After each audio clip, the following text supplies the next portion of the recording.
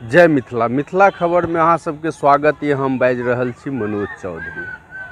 आई 14 सितंबर ये। आई पूरे भारत वर्ष में हिंदी दिवस धूमधाम से मनायल जाइत है। 14 सितंबर 1953 से हिंदी दिवस के आगाज भेल। आई जे छै से युवा बुजुर्ग सब हिंदी दिवस में शामिल छथि। हम बात करै छी किछु युवा कवि से और बुजुर्ग महिला कवि से हम बात करै छी जे आई हिंदी दिवस।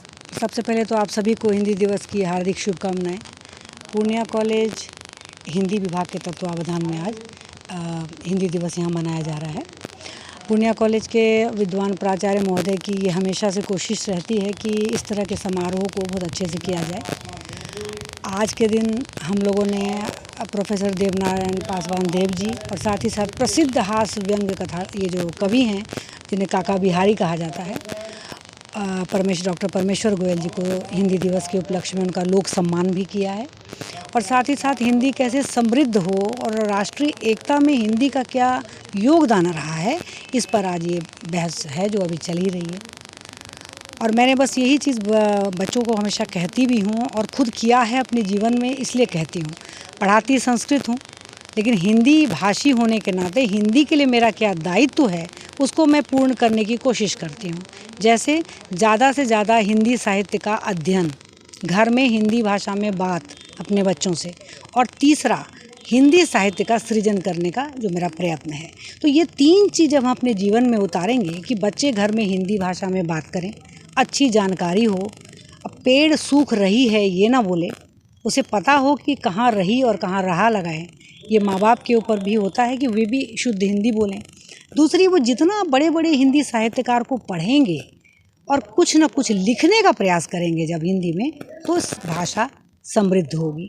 ऐसे नेताओं के बोलने से, प्रोफेसर के कहने से कुछ नहीं होगा। बच्चों के मन में ये बीज डालना होगा। जो बहुत बड़ा दायित्व आता है कि यदि आप एक प्रोफेसर हैं तो आप किस तरह से बच्चों को उधर मोल्ड करें।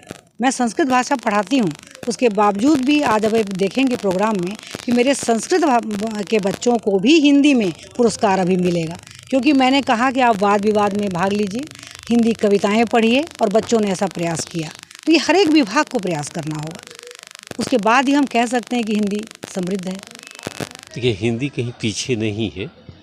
एक मनोवैज्ञानिक प्रभाव डाला जा रहा है लोगों पे कि हिंदी पीछे हो गया है और हीन भावना को दर्शाया जा रहा है, जबकि वैश्विक बाज़ार में कहीं भी हिंदी किसी से पीछे नहीं है। आप जिस रूप में देखिएगा उस रूप में हिंदी है। अगर आप उच्च स्तरीय देखिएगा कि मतलब उसमें भाषा के स्तर पर, शिल्प के स्तर पर या और चीज़ों के स्तर पर, तो हिंदी वहाँ पर बहुत उन्नत है। हाँ, ये होता है कि हम अपने बच्चे को दिखाएं। यही पूर्णिया से एक लड़का हिंदी माध्यम से यूपीएससी में दूसरा स्थान लाया था, जिसका नाम था प्रमोद तिवारी। इसी कोसी कॉलोनी में रहता था। करीबन 91-92 की बात है। तो आप उस चीज़ को हम लोग क्यों भूल जाते हैं? इस तरह से बहुत तरह की बात है जो अच्छी बातें हैं। तो दुर्घटना इस रूप में होती है कि हम अपने अच्छी चीज़ों को अपने बीच में नहीं ला पाते हैं, क्योंकि एक बाज़ार का जो पक्ष है वो धवल पक्ष और एक दुर्बल पक्ष। तो हमारे दुर्बलता को लोग आगे रखने का प्रयास करते हैं, हमारे सबल पक्ष को लोग नहीं रखते। लेकिन स्तर का अगर मूल्यांकन किया जाए, और चाहे रामधारी सिंह दिनकर रहे हों, चाहे हरिवंश राय बच्चन रहे हों, चाहे निराला रहे हों, या बल्लभ चंद्र मुखर्जी बनफूल को ही देखा जाए, या फणीश्वर नाथ रेणु को ही देखा जाए, तो उन लोगों के साहित्य में आप जो ढूंढिएगा, या नागार्जुन के साहित्य में आप जो ढूंढिएगा, निराला के साहित्य में जो ढूंढिएगा, प्रेमचंद के साहित्य में जो ढूंढिएगा, आपको वह चीज़ मिलेगा। तो हिंदी कहीं कमज़ोर नहीं है, हिंदी हर एक जगह सबल है। तभी तो आज हम आपसे हिंदी में बात कर रहे हैं, आप हमसे हिंदी में पूछ रहे हैं। तो अनिल पंकज। कैसे चल रही है तेरी तालाब वाली फिशिंग? क्या कंपटीशन की तैयारी तालाब वाली फिशिंग ही तो है। जॉब्स कम, एप्लीकेंट ज्यादा। क्या हुआ, मिर्ची लगी? हाँ।